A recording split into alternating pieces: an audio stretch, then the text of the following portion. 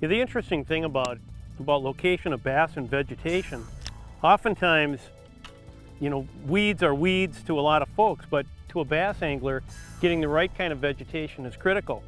And when you're jig fishing, it's just like cranking.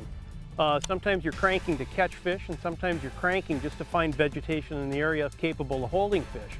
So you're always in play, always in motion, putting pieces of the puzzle together. And that vegetation I was just holding just really isn't something that the fish really gather and hold to. So as you're fishing and you start to identify the different types of weeds, for us it's coontail, it's cabbage, it's Eurasian milfoil, it's American milfoil. Those types of things are really critical to be the correct habitat for these fish to gravitate to. And when you find lush weed beds like that, it is a massive magnet, and it will hold numbers of fish, certainly as our season gets closer to the end, where we're shutting the door and the snowflakes start flying. Mark was talking about different types of weed composition, and that is so critical. The interesting thing is right now I'm using a Terminator grass jig with a Trigger-X goo bug on the back. And it's a real heavy jig. This is a ½ ouncer, and we're fishing it probably in about 10, 12 foot of water. But the thing is I can tell, actually you get used to fishing through different types of weeds with this braided line. I can actually tell you what type of weed composition I'm fishing through. And a lot of times what he was looking at, we want specifically coontail. It looks like a raccoon's tail, this really deep green. Good one. Means Mark's got a big boy on there. There you go. Oh, I bet he's making it around. Taking around? Ooh, he's got a real whippersnapper on there. We got a little buddy, James. Ooh, look what's wrapped around his snoot. I bet he's got some weeds around it.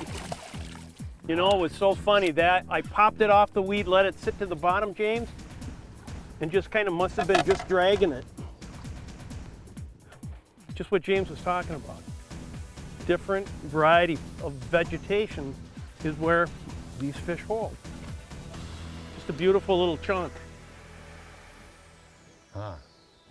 But it is so critical. You just keep fishing and you just keep fishing, and sometimes you pop aggressively, and just like jerk baiting, when you develop cadences to try to figure out ways to trigger fish to bite, James, I think a lot of times in jig fishing you're doing the same thing. Aggressive hops, subtle hops, pulls, anything you can to try to figure a way to trigger those fish and vegetation to bite.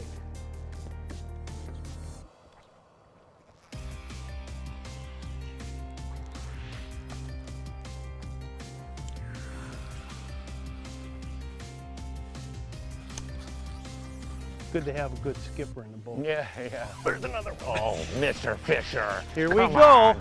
You don't even let your buddy get in there. Oh, he's got another whopper stopper on there. Oh, there you go. There you go, Mr. Fisher. You don't have a buoy? No, I don't. I got a GPS. Oh, he's a long, thin one, buddy. There you go.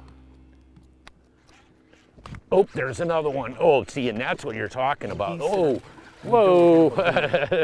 I like that. They're leaping Lenas in the background here.